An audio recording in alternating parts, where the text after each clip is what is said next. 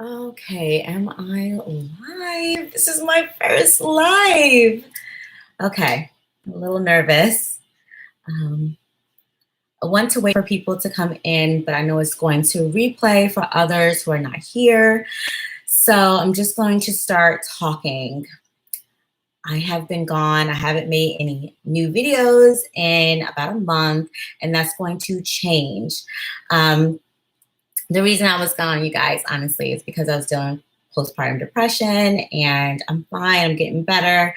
But that's kind of what the slow up was. So I do have lots of content coming. So once I'm able to get kind of back in my normal stance, I'll be able to flood you with lots of videos. But today's video is about the Midwife's Brew. I know I have tons of videos about the Midwife's Brew.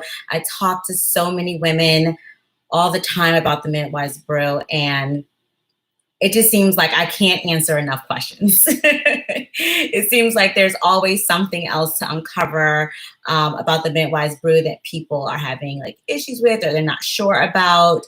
So I wanted to take the time to do a live where I can get a little bit more in depth and really share with you on a personal level my experiences with the Midwife's Brew and give you some tips and tricks on how you can enhance it, on how you can make it better, make it work faster, and actually get your labor going and have a positive experience like I did.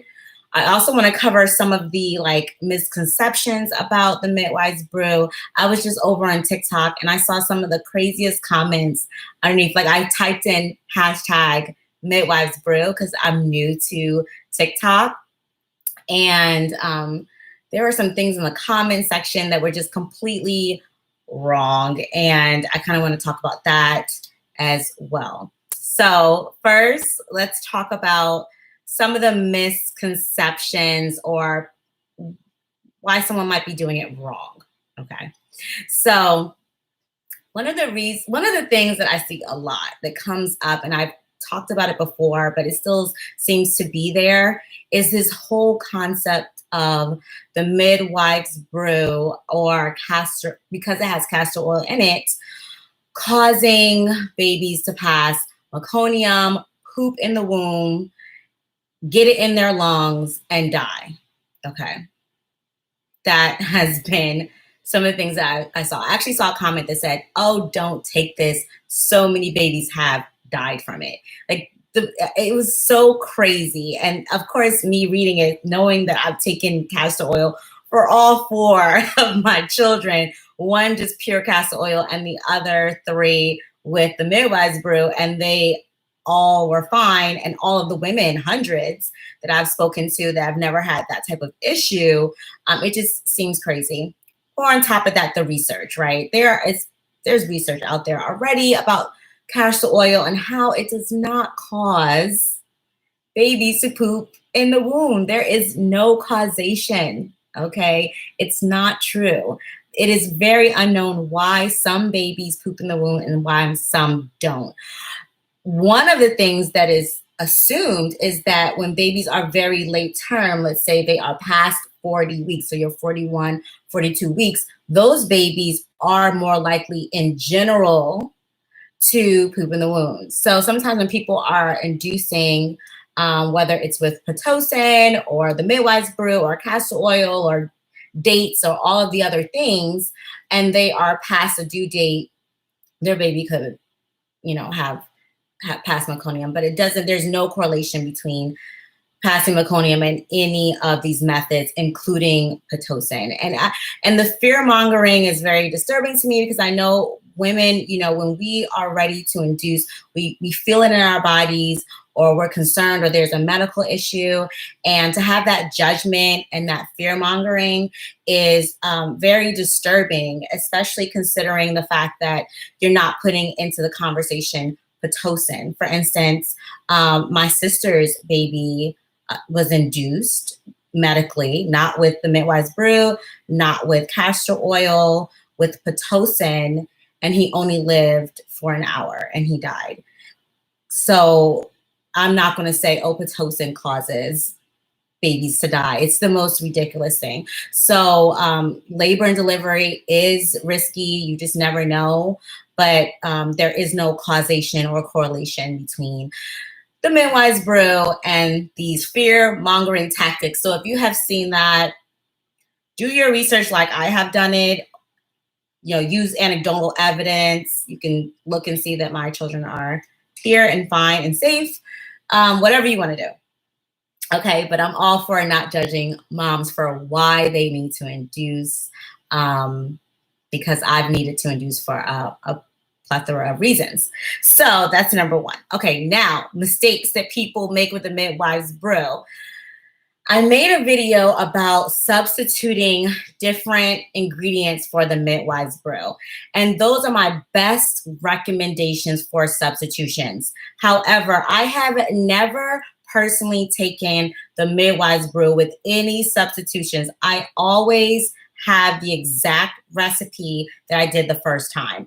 And if I had baby number 5, baby number 6, I am only going to use the recipe that I used before with the lemon verbena tea. That constantly is a substitution. And I'll get a comment underneath one of my videos and I'll say, I tried your recipe and it didn't work. And the first thing I ask is, did you use all of my ingredients that I actually used? Every single time? No. So, you know, it's like, okay, so you didn't try this, like this that I'm doing, you didn't do. You did something different. And that's why it didn't work, you know? And of course, there are those outliers where it doesn't work, but at all, no matter what. But that is few and far between. It's really 9 out of 10 times it's going to work if you follow the exact recipe. And I know we get kind of impatient, but Amazon has 2-day delivery. Just order the ingredients, okay? Order ahead of time. Even if you don't know that you're gonna have to induce, just have it there just in case, because you don't wanna scramble and go to the store and get all of these substitutions and then take it and it not work and you end up having to order the stuff anyway. You know, you're wasting your own time there, right? So go ahead, get the ingredients, stick to the recipe, and that is your greatest chance of it working, all right? Stick to the recipe. Even if you have to ship it next day, whatever you have to do to make sure that it is the exact recipe, that's step one in making sure that it works, all right? Another tip, let's talk about making this work. Okay, so what are the ingredients? Lemon verbena tea, all right? It has to be very, very concentrated. In the original recipe, it was an essential oil. Essential oils are extremely potent. They're very, very concentrated. The reason why I changed that ingredient was because it just felt a little too strong for me. I kind of just wanted to be stimulated lightly into labor. I didn't want to just like be pushed into it or feel those super strong, heavy contractions like I felt when I had Pitocin from my first son. So I was like, I need to do something different. So I decided to go with a tea. So when you are making your lemon verbena tea, it is really, really important that you use 4 or more tea bags when you are brewing your tea. Let it steep for as long as possible. If you saw my video where I had the baby in the car and you see the tea, I let it steep overnight. So I made it the night before. I let it sit with the tea bags in it overnight. It is super duper dark, very dark. I see a lot of people on YouTube making the midwife's brew and the tea looks light. And I'm just like, oh, I hope that works for her because it's so light. It needs to be very, very, very dark. Okay, that's one way to help increase the actual brew itself working. All right, another tip. Before you take the midwife's brew, okay, so the days leading up to it, you can prepare. You can prepare some things that will help move your labor along. One of the things that I think helped me so much was raspberry leaf tea. and I would have it extremely concentrated. So I would have like I said, 4 bags, like to one big thing of water, and I would drink it all day long. Drink the tea all day long, 2 days before, one day before, but definitely the day of. Keep yourself very hydrated and drink so much raspberry leaf tea that you are sick of it. The raspberry leaf tea is going to help tone your uterus, make your contractions more effective and stronger, but less painful. So that's what we're looking for. A lot of people get the misconception that it actually helps put you into labor. It doesn't. That's why you can start drinking it as soon as you start your second trimester. But what it does is it tones it. So I would have like a cup a day during my second trimester. But once I got close to the time I was going to induce, I was like chugging it down. Okay. Just taking as much raspberry leaf tea as I possibly could stand. Okay. So that is going to help your labor push along when it's time to take the Midwife's Brew at night. So drink that all throughout the day. And that's why I recommend taking it at night, because you can drink that raspberry leaf tea all day long. Have your dinner. Wait about 2 hours so that your stomach is empty. Why? Because we just want it to be more effective. We wanted to go ahead and get it started and not have to pass through all of these other things that are digesting ahead of it in your stomach. You kind of have a clean slate, right? You also want to be careful because some women, like myself, will get nauseous when they take any like thing to induce their labor, or even when I got Pitocin, I was nauseous. So you don't want to have things there for you to throw up. I mean, we're talking about labor and delivery, so I might as well keep it really candid. And if you have any questions, just ask me in the chat. But yeah, that's why you want to make sure that you have an empty stomach. Take it at night. And then honestly, you could go to bed. Like I stay up sometimes, but last time I tried to stay up as late as I possibly could for my 4th child. And then I went to sleep and I woke up at 7 and the baby was on my chest at 7:45. So I didn't even really feel a lot of labor pains, and that was really comfortable. Another thing that's going to enhance your labor moving along is being very, very relaxed. So you just want to do whatever makes you feel happy, whether it's having a nice playlist on, walking around, taking a bath. Get as relaxed as possible, because if you are at all in flight or fight mode as a human being, it will stall your labor. Do you think it's important to immediately get active after taking a drink? Walking. I don't. Okay. So do I think that it's important to get immediately active after taking the drink? You can walk if you want to, but I wouldn't want to do too much, because you want to keep your cortisol levels low. That's why I was kind of talking about that flight or fight. That comes from cortisol. And if you do too much and you're getting too worked up, or even if you're getting nervous mentally, it's going to stall your labor and it's going to make it less effective. So you want to be as calm as possible. You can walk a little bit, walk to the bathroom, but don't try to go outside and take a walk on on a trail. Just keep it calm, keep it relaxed, just relax, because your labor will stall. The reason why your labor will stall is biological.